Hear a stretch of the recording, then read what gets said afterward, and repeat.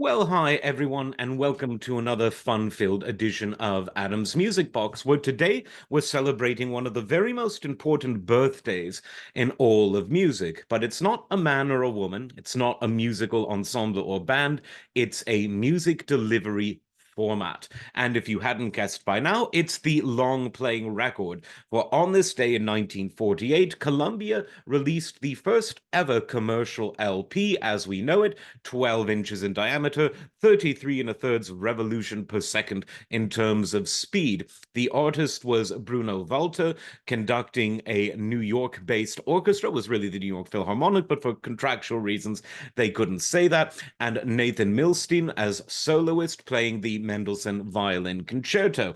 That was the first LP, certainly not the last. So why is the LP so very important for music? Well, I would argue that almost unlike any other music delivery format, with the possible exception of streaming, it was one that changed the way music was performed and composed, not just the way music was received.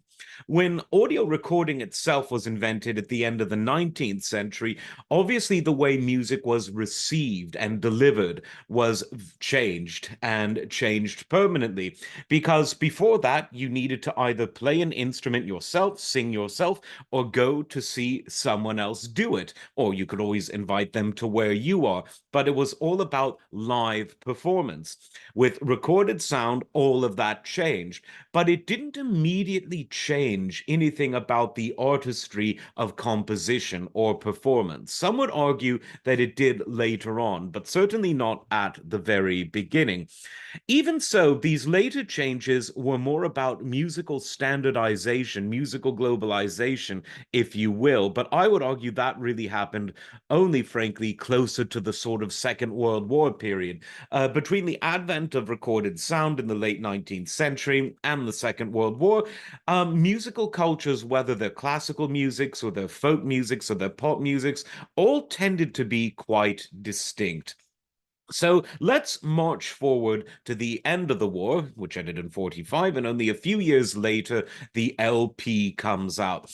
Now, it was touted as something that was revolutionary in a good way, of course, for the following reasons. One, sound quality. It sounded much better than the previous mainstream musical delivery format, which were 78 shellac records. So it improved on sound quality. Convenience. You could get a full symphony of standard length on one LP, or at the most two LPs, and a collection of multiple songs on one LP. Contrast that with 78s, where you literally needed a photo style album, hence the name, to get a full symphony or full set of songs. And indeed, that's how non-single 78s were sold, as albums, where you turn the page and there would be a different record in each page, much like a photograph. Now, the LP came around and did all of those things that I mentioned: convenience, sound quality, novelty. But how did it change music composition? Well, the majority of the classical music sold on LPs, and obviously the first LP was classical, and it was really the format that people marketed the LP for because sound quality tends to be very important to classical music consumers, and you could fit a cohesive piece on a single disc, which was very important for those who didn't want the cohesion to be interrupted by having to flip and change records. But as the LP matured into the 50s and 60s, something else happened. People started to question, well, what do we do with all this space? Now, for classical, that was more or less answered for the questioner, because, right, well, we're going to put a full symphony, Beethoven's Fifth, on a single disc, whoopee, or a Puccini opera on two discs, much more convenient than what we had before, sounds much better too. The world of pop music, though, was a bit more confused about what to do with this extra space, because while pop albums in the 78 era did exist, now that this was the de rigueur format for mature audiences, the question became, what do we do to fill this extra space? Now, one option was filler, and that was a term that we never heard before the LP era, because before, if you only had one or two songs, voila, 178 record, one or two songs, well, two, but you get the idea. But with the LP, you had all of this extra space. And so people started to eventually compose music in a cohesive sense, a series of songs that, while you could technically listen to them alone, they were really intended to convey a single concept, a single piece of music, a suite of music, if you will. This was the concept album. And Frank Sinatra was really the pioneer of this in the late 50s. He and his wonderful arrangers created albums based around a theme, whether it was loneliness, or Sinatra playing with strings, or Sinatra being all alone, or songs for lovers, or songs for people who no longer in love, or September of My Years, which obviously came a lot later. That was the mid-late 60s. But the point is, Sinatra and his arrangers had no shortage of really interesting themes to fill an LP with. And when this concept of the LP, the concept album, really went stratospheric, you have to turn to the late 60s and to the world of rock and roll. Albums like Days of Future Past by the Moody Blues, one of the first concept albums based on the life of a everyday man from morning till evening.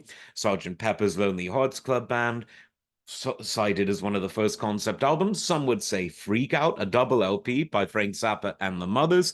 Some could cite Pet Sounds, although that was sort of a sonic concept album more than a thematic concept album. Not that there's anything less conceptual about that. And of course, the list goes on.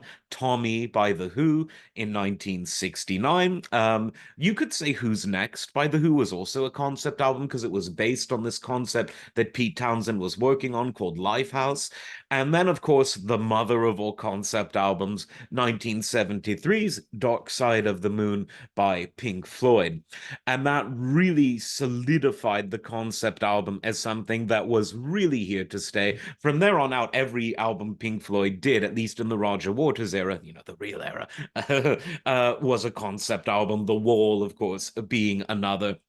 That happened to be a double. Wish You Were Here. The next one happened to be a single. And there's so many concept albums. It almost became de rigueur. It became almost like a Spinal Tap level of necessity that if you want to be in rock and roll, whether you're in hard rock, prog rock, heavy metal, folk rock, blues rock, any kind of rock, you had to create a concept album. Then, of course, as hip hop started to really have what I consider its 90s golden age, most hip hop historians say that it began in the 80s, which, yeah, it did, but to me, the best hip hop was in the 90s. And you had some great concept albums there as well, based around themes, whether themes of consciousness, like some of West Coast Cam's albums, or Paris, for instance, another great conscious rapper at the time, Ice Cube, absolutely brilliant with his early 90s concept albums. One of the best ever was Death Certificate, and it was divided from side A and side B into the life side and the death side. What a concept album. You could argue that Dr. Dre's The Great Chronic was a concept album. Hip hop really took to the concept album because even though we're into the era where the LP is kind of giving way to the CD, the LP left its mark on music and people started to compose their music, to write their music with the approximately 45 to 50 minute space of an LP in mind. So you've got 50 minutes to convey a concept. And hip hop artists love it because hip hop is a very conceptual art form. It's lyrically driven, it's poetry driven, and that just really marries a concept album. Although you could argue Tubular Bells by Mike Oldfield, that was a concept album. So were most of his. Vangelis, concept albums too, all instrumentals. So you don't necessarily need even a lyrical theme to tie it all together. Now, what killed the concept album? What killed the LP? Well, In the short term, the CD overtook the LP after its introduction in the early 80s.